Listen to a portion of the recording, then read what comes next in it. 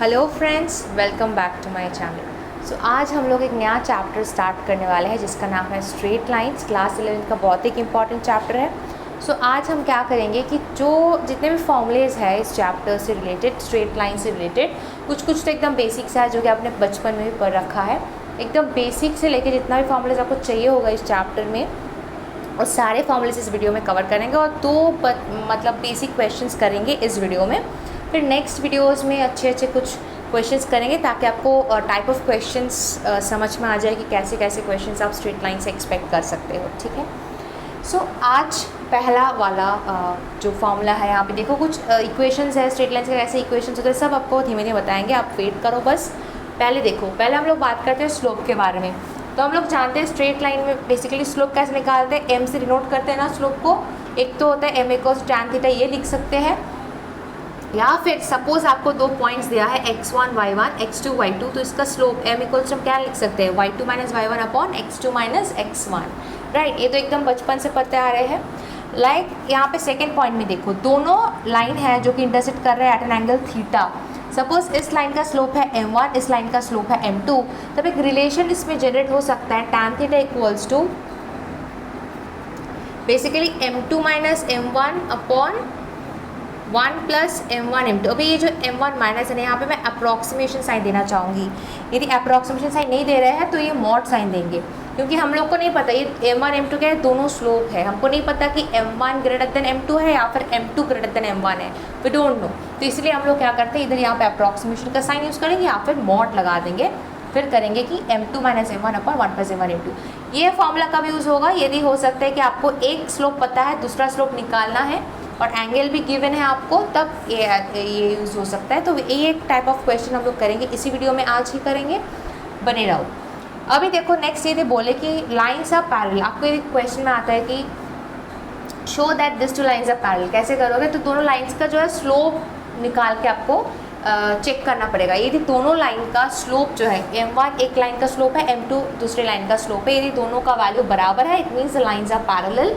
And यदि बोलती हूँ कि lines are perpendicular to each other, इसका मतलब क्या है, दोनों का स्लोप का multiplication should be equal to -1, तब जगह हम बोल पाएंगे कि the lines are perpendicular to each other. तो ये जो चारों बेसिक कंडीशंस है, क्राइटेरिया एकदम बचपन से पढ़ते आ रहे हैं हम लोग।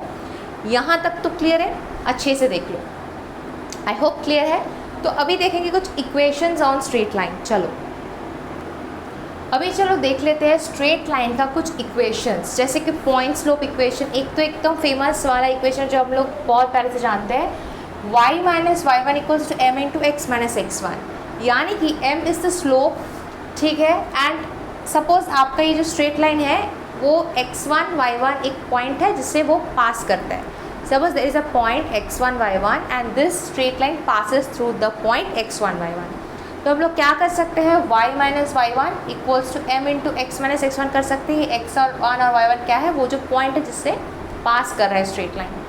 तो और m है स्लोप, जिसको हम आसानी से निकाल सकते हैं y2 minus y1 upon x2 minus x1 करके। सो ये जो पर्टिकुलर इक्वेशन है स्ट्रेट लाइन की, इसको हम बोलते हैं पॉइंट स्लोप फॉर्म। एकदम बेसिक है क्योंकि बचपन से हम लोग करते आ रहे हैं ये सब। Next is the intercept form. Suppose एक लाइन ऐसा गया है कोऑर्डिनेट एक्सिस में, this is the x intercept जिसको हम ए बोल रहे हैं, ये वाई इंटरसेप्ट जिसको हम बी बोल रहे हैं। तो इक्वेशन जो होगा x upon a plus y upon b equals to 1, this is the intercept form. Basically एक स्ट्रेट लाइन का इक्वेशन है, पर नाम जो है इसका वो है इंटरसेप्ट फॉर्म। ठीक है। देन आता है slope intercept form, y equals to m x plus c, एकदम फेमस इक्वेशन है, हम लोग जानते हैं स्ट्रेट लाइन का equation, y equals to m x plus c. Next आता है नॉर्मल फॉर्म, बहुत इंपॉर्टेंट एक फॉर्म है अपने एग्जाम के पॉइंट ऑफ व्यू से। एंड यहाँ से क्वेश्चन आप एक्सपेक्ट कर सकते हो, यदि ऐसा एक स्ट्रेट लाइन जा रहा है जहाँ पे it is making an angle alpha with the coordinate axis and p is the perpendicular distance from origin, in that case आपका जो इक्वेशन होगा वो होगा x cos alpha plus y sin alpha equals to p, and p is what, it is the perpendicular distance from origin. Next क्या है, symmetrical form. ये इतना important तो है नहीं, फिर भी आप नोट करना चाहते हो तो नोट कर सकते हो। x minus x1 upon cos theta equals to y minus y1 upon sine theta, ऐसा कुछ पिक्टोरियल होगा तो इसको हम सिमेट्रिकल फॉर्म बोलते हैं। तो मेन जो इंपॉर्टेंट होता है वो तो एक पॉइंट स्लोप फॉर्म हो गया, इंटरसेप्ट फॉर्म हो गया, slope intercept form y equals to mx plus से हम लोग जानते हैं m स्लोप है और एक कांस्टेंट जो है वो है हम लोग का y इंटरसेप्ट। तो बाकी सारे जो नॉर्मल फॉर्म है ये इंपॉर्टेंट है, इक्वेशन आपको याद रखना ज़रूरी है, तो ये चीज़ आप अच्छे से नोट कर लो। अभी हम लोग कुछ अच्छे फॉर्मूलेज देखेंगे जो कि हम लोग को चाहिए होता है, वो भी कनेक्टेड है ये स्ट्रेट लाइन चैप्टर से, तो यहाँ तक अच्छे से नोट करो, फिर हम लोग नेक्स्ट पोर्शन में जा रहे हैं। सो अभी हम लोग तो इक्वेशंस का फॉर्मूला देख लिए, कुछ स्ट्रेट लाइन इक्वेशंस देख लिए, कुछ स्टैंडर्ड फॉर्मूले जैसे कि स्लोप कैसे निकालते हैं, ये सब चीज़ें छोटे मोटे चीज़ें हम लोग देख लिए। अभी कुछ इंपॉर्टेंट चीज़ें हैं जो आपको नोट करना है, तो थोड़ा नोट बना लीजिएगा, ठीक है। कुछ स्पेशल चीज़ें हैं यहाँ पे। सपोज दोनों लाइन इंटरसेक्ट कर रहा है, एक लाइन है a1x plus b1y plus c1 equal to 0, और एक लाइन है a2x plus b2y plus c2 equal to 0, ठीक है। और ये जहाँ पे इंटरसेक्ट कर रहा है ना, बेसिकली जो this is the point of intersection, okay, this is the point of intersection, और ये पॉइंट आपको दिया रहेगा। तो ये जो पॉइंट ऑफ इंटरसेक्शन है, यहाँ से जो इक्वेशन पास करेगा, ये पॉइंट ऑफ इंटरसेक्शन से जो इक्वेशन बनेगा वो क्या होगा? कुछ नहीं होगा, वो बस ये होगा कि पहले वाले का जो इक्वेशन है प्लस के इंटू एक कांस्टेंट के हमको बस मल्टीप्लाई करना पड़ेगा, प्लस के into a2x plus b2y plus c2 equal to 0। This will be the equation for this particular case. अभी ये जो पॉइंट ऑफ इंटरसेक्शन होगा वही हम लोग का यहाँ पे x और y के जगह में बैठ जाएगा, क्योंकि यही पॉइंट ऑफ इंटरसेक्शन से तो ये चीज़ पास कर रहा है, तो वहीं पे वैल्यूज़ डाल के हम लोग को k का वैल्यू मिल जाएगी, एंड k का वैल्यू मिलते ही हम लोग फिर से इस इक्वेशन के हेल्प से इस पर्टिकुलर इक्वेशन को निकाल सकते। तो एक स्पेशल केस है, ये आप नोट कर लो, तो इक्वेशन जो होगा ऐसे ही बनेगा, ये आप याद रखो। नेक्स्ट, ये एक पॉइंट था, next point, suppose there is a point x1 y1, ये परपेंडिकुलरली लाई करता है ऑन इक्वेशन जो कि है ax plus by plus c equal to 0, ठीक है। ये जो डिस्टेंस है ना, परपेंडिकुलर डिस्टेंस, इसका वैल्यू क्या होगा? d equals to mod of ax1, मतलब ये जो पॉइंट है इसमें ये सेटिस्फाई हो जाएगा। सो ax1 plus by1 plus c mod हो गया इसका अपॉन अंडर रूट ये x और y का जो कोएफिशिएंट है ना उसका स्क्वायर कर दो, यानी under root a square plus b square. This is a very important formula. ये कॉन्सेप्ट हम लोग को कॉनिक सेक्शन में दिखने को मिलेगा। यही फार्मूला आपको मैं जब कॉनिक सेक्शन कराऊंगी, specially in parabola, ellipse and hyperbola, ये सब में ये वाला फार्मूला, ये वाला कॉन्सेप्ट यूज़ होती है। Please note it down. Perpendicular distance जो हम लोग निकालते हैं ना, जो कि एक पॉइंट परपेंडिकुलरली लाई करता है कोई भी इक्वेशन पे, देखो ये पॉइंट यहाँ पे सेटिस्फाई हो गया, फॉर्मूला ऐसी तरह से कुछ आएगा, mod of ax1 plus by1 plus c upon under root a square plus b square. This is very important, please note it down. मैं जब आपको पढ़ाऊँगी कॉनिक सेक्शन कुछ दिनों में स्टार्ट हो जाएगी, तब मैं फिर से यही फॉर्मूले का रेफरेंस लूँगी, सो अच्छे से नोट करो। थर्ड, सपोज दोनों लाइन्स पैरेलल है, ठीक है, तो ये लाइन जो है ये होगा x plus by plus c1 equal to 0, और ये जो है x plus by plus c2 equal to 0। बोल रहे हैं पैरेलल है तो दोनों का स्लोप तो बराबर होते हैं, इसलिए दोनों टर्म सेम रहेगा, ठीक है। सो अभी distance between this parallel lines, distance between this lines क्या होगा? d equals to mod of c1 minus c2 upon under root a square plus b square. So ये दोनों इंपॉर्टेंट फार्मूला है, अच्छे से नोट कर लीजिएगा। और ये कॉन्सेप्ट था कि इक्वेशन कैसे हम लोग थ्रू पॉइंट ऑफ इंटरसेक्शन से जो इक्वेशन पास कर रहा है उसका क्या इक्वेशन होएगा वो हम लोग को यहाँ से पता चलती है। सो अच्छे से नोट कर लीजिएगा। आई होप ये तीनों चीज़ें बहुत अच्छे से आपको समझ में आ गया है। ये वाला स्पेसिफिकली थोड़ा सा अच्छे से आपको पढ़ना है, याद करना है, ठीक है, क्लियर। चलो नेक्स्ट सेक्शन पे जाते हैं, जहाँ पे हम लोग एक थोड़ा सा एक जनरल इक्वेशन लेके देखेंगे कि एक जनरल इक्वेशन मतलब एक जनरल स्ट्रेट लाइन को हम कैसे वेरियस फॉर्म्स में इंटरप्रेट कर सकते हैं। जस्ट इलास्ट्रेशन, बस एक इलास्ट्रेशन की तरह इसको लेना, और कुछ अलग से रीज़न तो है नहीं। जो आपको याद करना है वो तो हम आपको बता ही रहे हैं। ये याद करना है जो स्लोप वगैरह फॉर्म्स वगैरह जो फॉर्मूलेस प्रीवियसली बताया है वो सारी चीज़ें थोड़ा याद करना है, प्रैक्टिस करना है, ठीक है। चलो नेक्स्ट पोर्शन को देखते हैं। अभी हम लोग को एक जनरल इक्वेशन लेंगे स्ट्रेट लाइन का। जैसे सपोज हम लोग जनरल इक्वेशंस को लेके डिस्कस करेंगे। जनरल इक्वेशन, ठीक है। सपोज एक इक्वेशन है ax plus b y plus c equal to 0। This is general straight line equation. अब इसी को मैं बोलूँ कि इसी को आप ना y equals to m x plus c इस फॉर्म में आप लिखो, यानी कि स्लोप इंटरसेप्ट फॉर्म में इस इक्वेशन को लिखो। बहुत अच्छी बात है। कैसे लिखेंगे, तो इसको थोड़ा सॉल्व करेंगे ना। ax plus b y equals to minus c लिख सकते हैं, फिर b y equals to minus a x minus c, बस साइड चेंज कर रहे हैं और कुछ नहीं। y इक्वल्स टू क्या लिख सकते हैं, minus a upon b x minus c upon b. So यहाँ से क्या होता है, y equals to m x plus c में क्या होता है, m इज़ द स्लोप, यानी कोएफिशिएंट ऑफ x जो होएगा ये हम लोग का स्लोप है। तो यहाँ से स्लोप क्या निकल रहा है, slope is minus a upon b and this minus c upon b क्या है, वो है अपना y इंटरसेप्ट, ठीक है, माइनस सी अपॉन बी। इसी तरीके से मैं आपको बोलूँ कि यही पर्टिकुलर इक्वेशन स्ट्रेट लाइन को आप इंटरसेप्ट फॉर्म में लिखो। इंटरसेप्ट फॉर्म क्या था याद है। अभी ये पर्टिकुलर फॉर्म्स के नाम के साथ साथ इक्वेशंस याद करना बहुत इंपॉर्टेंट है। मैंने अभी आपको करवाया है, अच्छे से लिखो, नोट करो या याद करो। x upon a plus y upon b equals to 1, this is the intercept form, ठीक है। यहाँ से हमको x इंटरसेप्ट वाई इंटरसेप्ट पता चलती है। तो इसी पर्टिकुलर इक्वेशन के लिए कैसे कर सकते हैं इसको देखो, तो ax plus b y equals to minus c, ठीक है ना। तो इसी को हम एक काम करते, डिवाइड कर देते इधर, ax upon minus c plus b y upon minus c equals to 1। सिर्फ डिवाइड कर ले, साइड चेंज कर ले। अभी इसको ऐसे एडजस्ट नहीं कर सकते क्या, minus c upon a plus y upon minus c upon b equals to 1। So यहाँ से देखो ये इंटरसेप्ट फॉर्म में रिप्रेजेंट तो हो गया है। सो यहाँ से हम लोग का x इंटरसेप्ट क्या आया,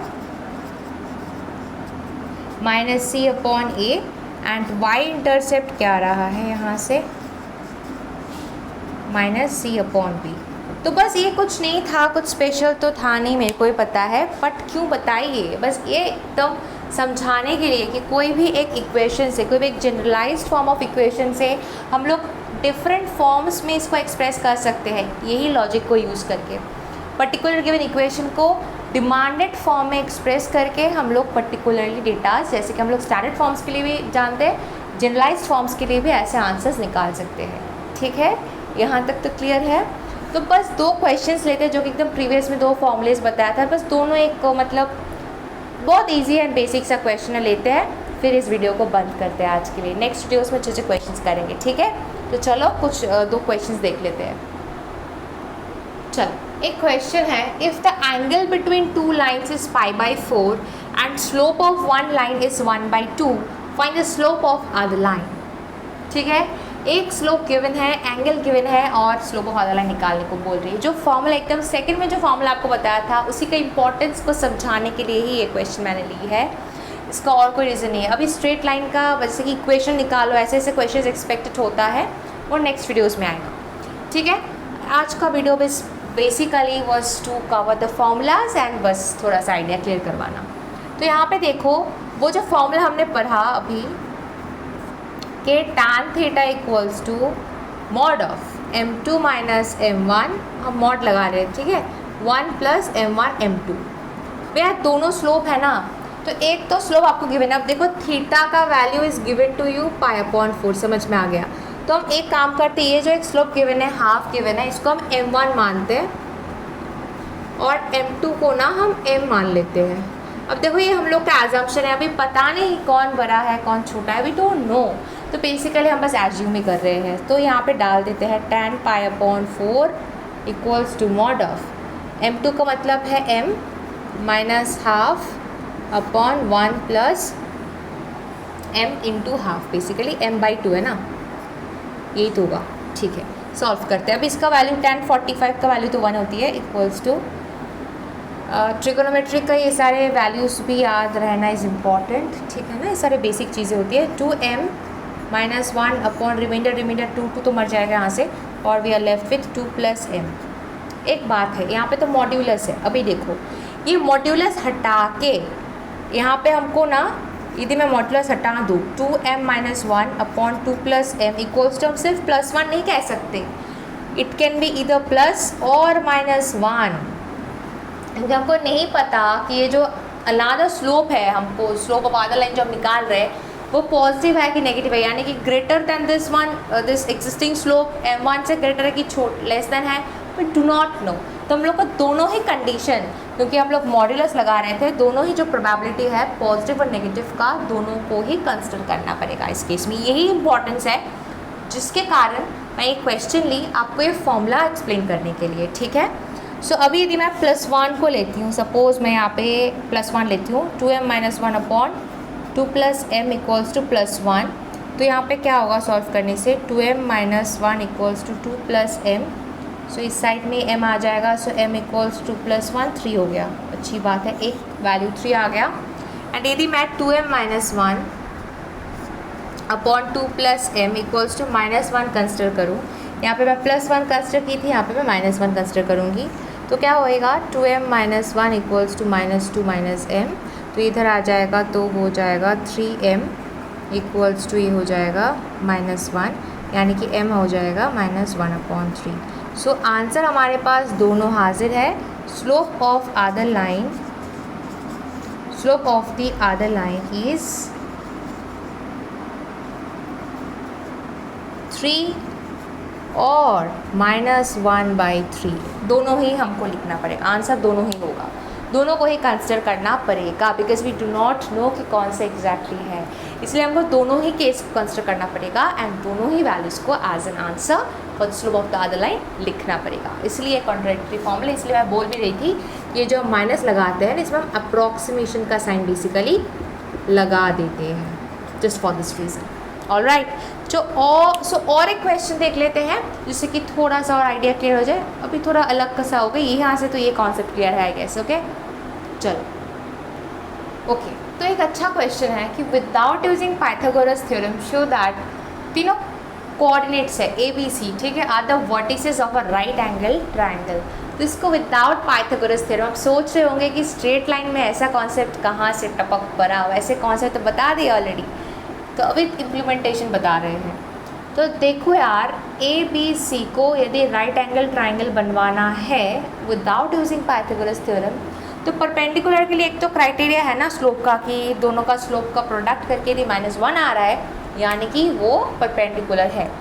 जैसे यदि हम लोग का राइट एंगल कुछ ऐसा दिखे, सपोज कोऑर्डिनेट्स ऐसे प्लेस्ड है, सपोज एक ट्राइंगल है, ये मेरा ए है, ये बी है, ये सी है। ऑल राइट, तो राइट एंगल होने के लिए यहाँ पे तो 90 डिग्री होना पड़ेगा। अभी इसका कोऑर्डिनेट 4,4, बी का हो गया 3,5, इसका हो गया -1, गुड। यदि मैं दिखा पाऊँ कि ए बी परपेंडिकुलर टू ए सी, तब तो हो जाएगा, तब हम लोग डिसाइड बोल पाएंगे कि हाँ this are the vertices of a right angle triangle. अभी A B perpendicular to A C कैसे करें, ए बी का स्लोप निकालेंगे और ए सी का स्लोप निकालेंगे, फिर देखेंगे दोनों का प्रोडक्ट करके -1 आता है कि नहीं आता है।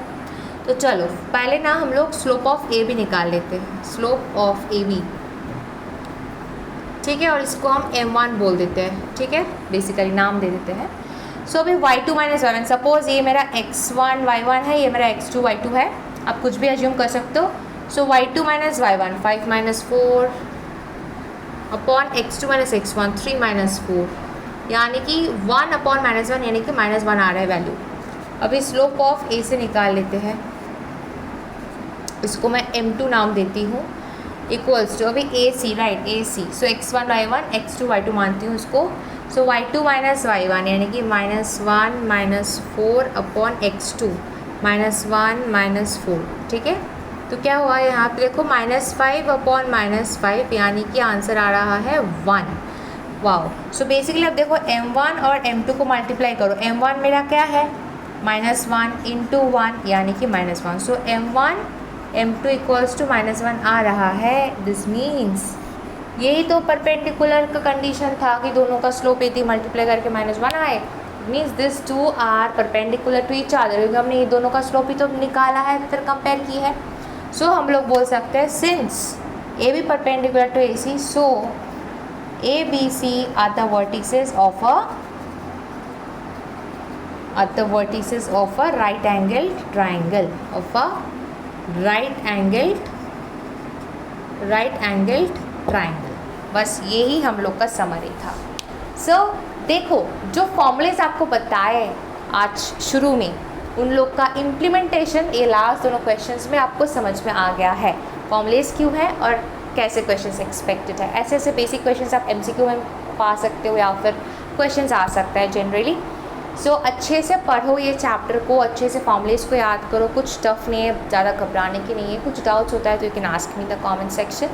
बहुत ही जल्दी कॉनिक सेक्शन स्टार्ट होएगी एंड उसी के लिए एक फॉर्मूला इसी वीडियो में मैं बताया आपको। डी इक्वल्स जो एक परपेंडिकुलर पॉइंट में, एक पॉइंट जब परपेंडिकुलर लाई करते हैं कोई भी एक लाइन पे, तो क्या डिस्टेंस का जो फॉर्मूला होता है वो हमने बताया आपको। वो कॉनिक्स में बहुत ज़्यादा हेल्प होगा, तो अच्छे से यहाँ से पढ़ लो, लर्न कर लो, ठीक है। यही फॉर्मूला मैं आपको कॉनिक्स में बताऊँगी, सेम चीज़ें। सो कुछ स्ट्रेट लाइन से भी कुछ क्वेश्चंस आएगी नेक्स्ट टू नेक्स्ट वीडियोज़ में, तो बने रहो मेरे साथ। मिलता है नेक्स्ट वीडियो में, टिल देन बाय बाय।